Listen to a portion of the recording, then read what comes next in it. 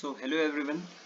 तो पिछले वीडियो में हमने डिस्कस किया कि किस तरह से बिहार में इंडस्ट्री सेटअप करना मुश्किल रहा है due to freight equalisation policy of 1952। तो ये जो पॉलिसी थी 1952 की, इस पॉलिसी के कारण हमने डिस्कस किया कि इंडस्ट्री को सेटअप करना बिहार में मुश्किल रहा है। दूसरा कारण ये रहा है कि हमें पता है कि ग्रीन रिवॉल्यूशन, ये जो ग्रीन रिवॉल्यूशन है वो हुआ था 1966-67 में। ठीक है, तो ये मेनली इसको टारगेट किया गया था पंजाब, हरियाणा, चंडीगढ़ वाले ही रीजन में इसको टारगेट किया गया था। तो फर्स्ट 5 ईयर प्लान में पंजाब एग्रीकल्चर में जो पर कैपिटा इन्वेस्टमेंट हुआ था उसका 1/5 इन्वेस्टमेंट ही बिहार में हुआ था। इसका मतलब ये हुआ कि बिहार जो है वो ग्रीन रिवॉल्यूशन तो बिहार में हुआ ही नहीं था। तो एक बहुत बड़ा सेटबैक था बिहार के लिए, एक बहुत बड़ा एक ये रीजन था जिसके कारण से इंडस्ट्रियल पर्सपेक्टिव से बिहार इतना पीछे रह गया। तो एक ये कारण भी था कि ग्रीन रिवॉल्यूशन बिहार में नहीं हो पाया। फ्रेट इक्वलाइजेशन पॉलिसी एक ये भी रीजन था। उसके बाद जो मेन कारण था वो था कास्ट सिस्टम कॉन्फ्लिक्ट। ये जो कास्ट सिस्टम कॉन्फ्लिक्ट था, कास्ट सिस्टम कॉन्फ्लिक्ट, जिसके कारण से बिहार में मैसेकर्स फैलने लगे, जो स्टार्ट हुआ 1976 से। तो 1976 से एक सिलसिलेवार तरीके से बहुत सारे मैसेकर्स स्टार्ट हो गए, जिससे सबसे पहले यहाँ पर हुआ था बेलछी मैसेकर। तो बेलछी मैसेकर यहाँ पर बिहार में हुआ 1976 में। उसके बाद 90s के बाद ये मैसेकर और ज्यादा बढ़ने लगा, जैसे सेनारी मैसेकर, सेनारी मैसेकर हुआ, फिर मियापुर मैसेकर हुआ, फिर बाड़ा मैसेकर हुआ, फिर लक्ष्मणपुर मैसेकर हुआ। तो ये सारे मैसेकर्स जो अब मैं यहाँ पर बता रहा हूँ, ये सारे मैसेकर्स के कारण कोई भी इंडस्ट्रियलिस्ट अपनी इंडस्ट्री को बिहार में सेटअप नहीं करना चाहेगा, क्योंकि यहाँ पर लॉ एंड ऑर्डर काफी ज्यादा वीक था। तो एक ये भी रीजन था, एक थर्ड रीजन था यहाँ पर। लेकिन जब हम लोग बात करते हैं 1991 की, तो 1991 में एक तरफ जब एलपीजी रिफॉर्म इंडिया में आया और इंडिया में प्राइवेट सेक्टर में लार्ज स्केल चेंज हुआ, प्राइवेट सेक्टर में इंडिया में लार्ज स्केल चेंज हो रहा था एक तरफ जब 1991 में, उस टाइम में बिहार में ये ग्रोथ देखने को नहीं मिला due to socialist backward leader, जिसके कारण से अब इसका आउटकम क्या था। इसके कारण से क्या हुआ कि बिहार में कास्ट डिफरेंस बढ़ने लगे। देखिए, कोई भी चीज कहीं पर होती है तो उसका कोई रीजन होता है, कोई बैकग्राउंड, उसकी कोई स्ट्रेटेजी होती है। ऐसे ही नहीं होता है कि अचानक से कोई चीज हो गया, कोई कॉज होगा तो उसका कुछ इफेक्ट होता है, कोई इफेक्ट होगा उसका कुछ कॉज होता है। तो कॉज एंड इफेक्ट ये एक लूप है। तो कास्ट डिफरेंस बढ़ने लगा और माइग्रेशन बढ़ने लगा। तो एक ये कारण था बिहार में माइग्रेशन बढ़ने का। आज आप जितने भी दिल्ली वगैरह में या फिर बॉम्बे वगैरह में जो इंडस्ट्रियलिस्ट देखते हैं, उसमें से ज्यादातर इंडस्ट्रियलिस्ट वही है जो बिहार से माइग्रेट करके वहां गए और आज वो टॉप के इंडस्ट्रियलिस्ट है, वहां पर बहुत अच्छा कर रहे हैं। तो ये एक रीजन था। बिहार में एक और चीज रही है, वो रहा है लैंड होल्डिंग क्लास और लैंडलेस क्लास के बीच में gap. Land land holding class, ये जो लैंड होल्डिंग क्लास है और लैंडलेस क्लास के बीच का जो गैप है, ये भी बिहार में बहुत ज्यादा रहा है। अब जब मैंने बात किया था कि बिहार झारखंड से जब अलग हो गया, तो बहुत सारे जो यहाँ पर 40% जो, जब बिहार झारखंड एक था तो 40% मिनरल्स यहाँ पर प्रोड्यूस होता था, लेकिन फिर वो अलग हो गया तो बिहार को एक सेटबैक लगा और बहुत ज्यादा चीजें जो है, बहुत ज्यादा जो मैक्सिमम फैक्ट्रीज जो है वो झारखंड के पास चली गई थी। तो 87% रेवेन्यू जो है वो झारखंड के पास चला गया था जब ये दोनों अलग हुए, और 13% रेवेन्यू ही बिहार के पास था। और वो भी एग्रीकल्चरल, और बिहार सिर्फ एग्रीकल्चरल इकोनॉमी बन के रह गया था, क्योंकि बिहार के पास इंडस्ट्री तो अब उतनी थी नहीं। अब जो इंडस्ट्री थी वो लॉ, जो वीक लॉ एंड ऑर्डर के कारण वो भी जा रही थी। तो ये रीजन था। अब जब झारखंड बिहार से अलग हुआ था, जब बिहार झारखंड अलग हुए थे, तब झारखंड में क्या था, यहाँ पर 18 डिस्ट्रिक्ट्स थे और इसमें 5% कोल का प्रोडक्शन हो रहा था। उसके बाद 22% झारखंड में ही आप देखिए कि 22% जो है कास्ट आयरन, जिसे हम लोग कच्चा जो स्टील कहते हैं, कास्ट कच्चा जो लोहा कहते हैं, कास्ट आयरन, तो 22% जो है कास्ट आयरन का प्रोडक्शन यहाँ पर हो रहा था। उसके बाद 90% जो है माइका का प्रोडक्शन यहाँ पर हो रहा था। जैसे बोकारो हो गया, उसके बाद टिस्को हो गया, ये दोनों अकेले मिलकर के 40% जो है स्टील प्रोडक्शन करते थे। 40% स्टील को प्रोड्यूस बोकारो और टिस्को मिलकर के अकेले कर रहे थे। और भी जो बहुत सारी जो इंडस्ट्रीज, जो फैक्ट्रीज थी जो झारखंड में चली गई, उसमें से एक टेल्को भी थी, टेल्को। और ऐसी 62 फैक्ट्रीज जो है वो बिहार से झारखंड में चली गई। तो एक ये भी एक बहुत बड़ा रीजन रहा है। और बिहार को क्या मिला? बिहार में आप देखिए, ये मैंने झारखंड के बारे में बात की, अब बिहार में क्या था? बिहार में 15 ऐसे डिस्ट्रिक्ट्स थे जहां पर इंसर्जेंसी फैली हुई थी, उग्रवादी लोग बढ़ते जा रहे थे। 9 ऐसे डिस्ट्रिक्ट्स थे जहां पे सूखा पड़ रहा था, और 12 ऐसे डिस्ट्रिक्ट्स थे जहां पे फ्लड, बाढ़ का जो एक बहुत ही बुरा स्थिति था। और बिहार में 28 शुगर मिल्स थे, ठीक है, और 28 शुगर मिल्स में से 18 शुगर मिल बंद थे। तो ये भी एक बहुत ही बड़ा रीजन रहा है कि किस तरह से एक तरफ झारखंड, जहां पे 18 डिस्ट्रिक्ट्स में इतना प्रोडक्शन हो रहा है, इतने सारे मिनरल्स वहां पर चले गए हैं, और बिहार का ये हाल रहा है। तो बिहार किस तरह से ग्रोथ कर सकता है? तो यहाँ देखिए, तो बिहार में क्या था कि मैक्सिमम जो लैंड है बिहार के पास वो फर्टाइल है। और मैक्सिमम फर्टाइल लैंड होने के कारण हम लोग जो है, हमारा जो एक मेन जो स्कोप है इंडस्ट्री का, वो हो सकता है फूड प्रोसेसिंग इंडस्ट्री में। तो आप देखिए कि आज बिहार में फूड प्रोसेसिंग इंडस्ट्री में कितना काम किया गया है। जो भी फूड प्रोसेसिंग मिनिस्टर है, जो फूड प्रोसेसिंग मिनिस्टर है बिहार के, चिराग पासवान, उन्होंने कितना काम किया है और कितनी इंडस्ट्री सेटअप हुई है बिहार में, वो देखने वाली बात है कि गवर्नमेंट आज भी उतनी इंडस्ट्री सेटअप कर पा रही है फूड प्रोसेसिंग के पर्सपेक्टिव से, या उस टर्म्स में अगर मैं बात करूं तो आज क्या है कि मैक्सिमम लैंड बिहार का फर्टाइल है। और 11 डिस्ट्रिक्ट्स, बिहार के जो 11 डिस्ट्रिक्ट्स है, वहां पर मैक्सिमम जो है मेज का प्रोडक्शन होता है।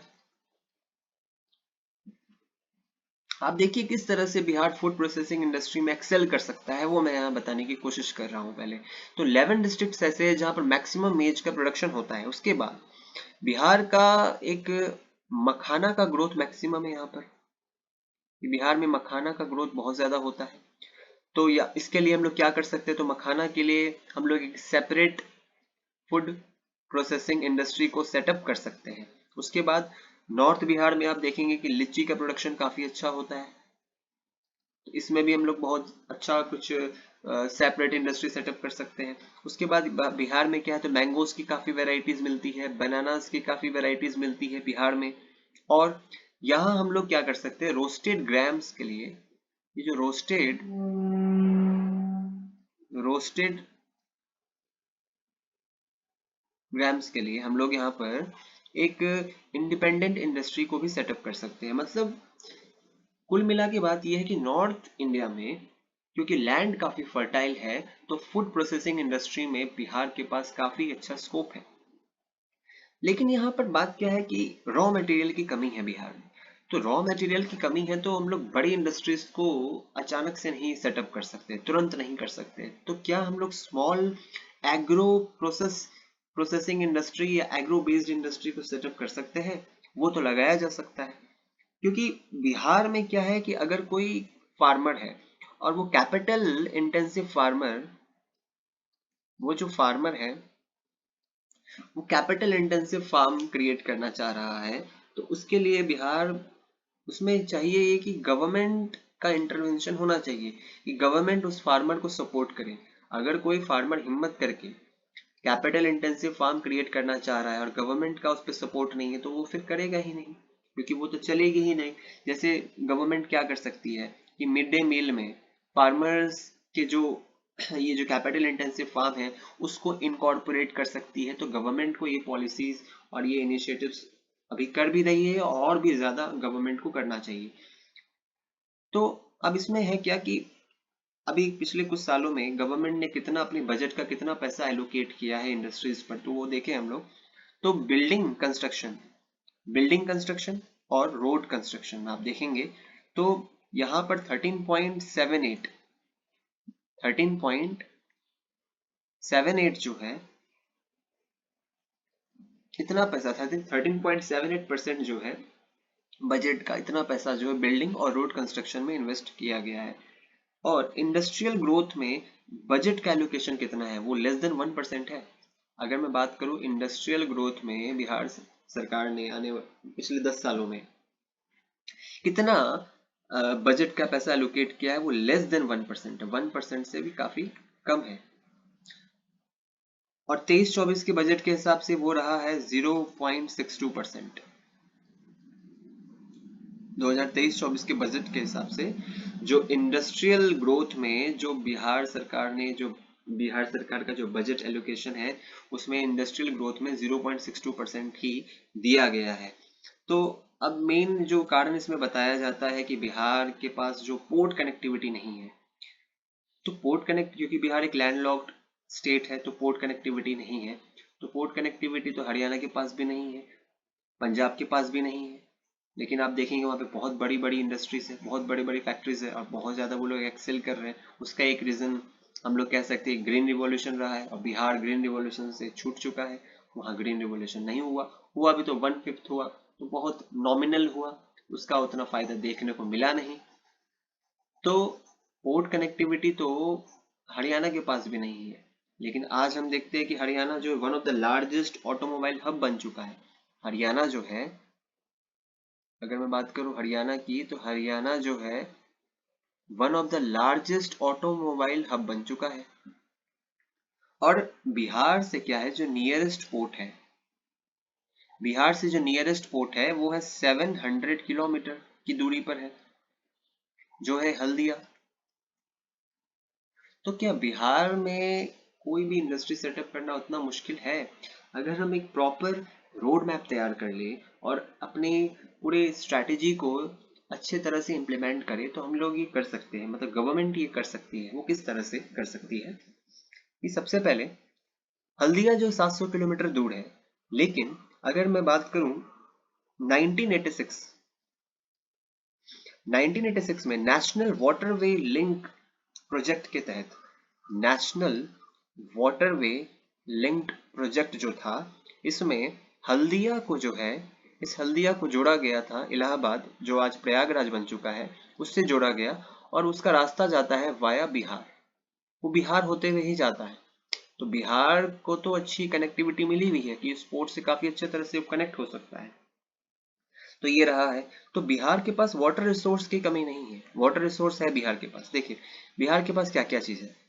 सबसे पहले क्या है कि बिहार जो है साउथ बिहार में कोर इंडस्ट्रीज को सेटअप कर सकता है। यहां मैं लिखता हूं कि बिहार जो है साउथ बिहार में, साउथ बिहार में कोर इंडस्ट्रीज को सेटअप किया जा सकता है। कोर इंडस्ट्रीज को सेटअप करना ये इसलिए आसान है साउथ बिहार में, क्योंकि झारखंड से जो बॉर्डर टच हो रहा है वहां से माइनिंग हो गया, मिनरल्स हो गया, वहां से ये सब किया जा सकता है। तो ये साउथ बिहार में कोर इंडस्ट्रीज सेटअप किया जा सकता है आसानी से। नॉर्थ बिहार में agro based industries, food processing industries, क्योंकि लैंड काफी फर्टाइल है, तो वो हम लोग कर सकते हैं। इसमें गवर्नमेंट का भी इंटरवेंशन अगर हो जाए तो ये बहुत ही अच्छे तरीके से इम्प्लीमेंट हो पाएगा ग्राउंड लेवल पर। तो साउथ बिहार में कोर इंडस्ट्रीज हम लोग सेटअप कर सकते हैं। वाटर रिसोर्स बिहार के पास बहुत अच्छा है। और जब वाटर रिसोर्स बहुत अच्छा है बिहार के पास, जब वाटर रिसोर्स बिहार के पास बहुत अच्छा है, तो रिवर लिंकेज प्रोजेक्ट से रिवर लिंकेज प्रोजेक्ट से हम लोग इनलैंड नेविगेशन कर सकते हैं। इनलैंड नेविगेशन के कारण जो ट्रांसपोर्ट का जो कॉस्ट है वो काफी चीप हो जाएगा। सस्ते दामों में ही हम लोग ट्रांसपोर्टेशन को भी कर सकते हैं। पानी से जो ट्रांसपोर्ट होगा काफी कम दाम में हो जाएगा, तो ये काम भी हो सकता है। और नॉर्थ बिहार में एग्रो बेस्ड इंडस्ट्री हो सकती है। तो और क्या, और एक और चीज मैं बताऊं तो कंपाउंड एनुअल ग्रोथ रेट की अगर मैं बात करूं, CAGR की, कंपाउंड एनुअल ग्रोथ रेट, ऐसा नहीं है कि कुछ हो नहीं रहा है, ये सब हो रहा है, लेकिन इसी का एक डेटा ये भी है कि कंपाउंड एनुअल ग्रोथ रेट में अभी कुछ सालों में 13.17% से इंक्रीज हुआ है। ये कंपाउंड एनुअल ग्रोथ रेट जो है बिहार में इंडस्ट्रीज के लिए जो ग्रोथ रेट है 13.17% से इंक्रीज हुआ है, जो कि अदर स्टेट से बहुत ज्यादा है। इतना जो ग्रोथ रेट जो है किसी भी स्टेट में नहीं देखने को मिल रहा है। तो ये सारी चीजें, ये एक माइंड मैप हम लोग तैयार कर सकते हैं और माइंड में इसको रख सकते हैं। जब भी हम लोग वोट देने जाए तो हमें ये बैक ऑफ द माइंड हमें ये जरूर सोचना चाहिए कि हमारे पास इंडस्ट्री कितनी सेटअप हो पाई है। कोई भी जो लीडर है, मतलब irrespective of caste based politics किए बिना अगर हम लोग ये सब सोचे तो ज्यादा अच्छा रहेगा हमारे लिए, कि कोर इंडस्ट्रीज कितनी सेटअप हुई है, फूड प्रोसेसिंग इंडस्ट्रीज में हमारा क्या रोल है, हमारा GSDP कितना ग्रोथ हो पाया है, पर कैपिटा इनकम हमारा कैसा रहा है, उसके बाद इंक्लूसिव ग्रोथ बिहार में है कि नहीं है, और एम्प्लॉयमेंट कितना जो जनरेट हम लोग कर पाए, हेवी इंडस्ट्रीज कितनी है, नहीं है तो क्यों नहीं है, उसके लिए हम लोग क्या क्या छोटा छोटे ऐसे बिट बाय बिट हम लोग कुछ काम कर सकते हैं। रिवर लिंकेज प्रोजेक्ट्स जैसे हैं, वाटर वेज है, तो मिनरल्स को हम लोग कैसे जनरेट कर सकते हैं, मिड डे मील में हम लोग फार्मर को कैसे इनकॉर्पोरेट कर सकते हैं, इंडस्ट्रियल ग्रोथ में बजट एलोकेशन को इंक्रीज करना काफी ज्यादा जरूरी है, ये एक बहुत ही बड़ा मुद्दा हो सकता है। तो ये सब हम लोग कैसे कर सकते हैं और ये क्या अभी तक हो रहा है, एजुकेशन पे कितना एम्फेसाइज किया गया है, ये सारी चीजें। और जो MSME सेक्टर है, जो MSME सेक्टर है, जो रीजनल मार्केट इंटरप्राइज है, जो रीजनल मार्केट स्ट्रक्चर है, उसमें कितना ग्रोथ देखने को मिल रहा है, ये सारी चीजें जब भी हम लोग वोट देने जाए हमारे माइंड में, बैक ऑफ द माइंड ये सारी चीजें चलनी चाहिए। Thank you.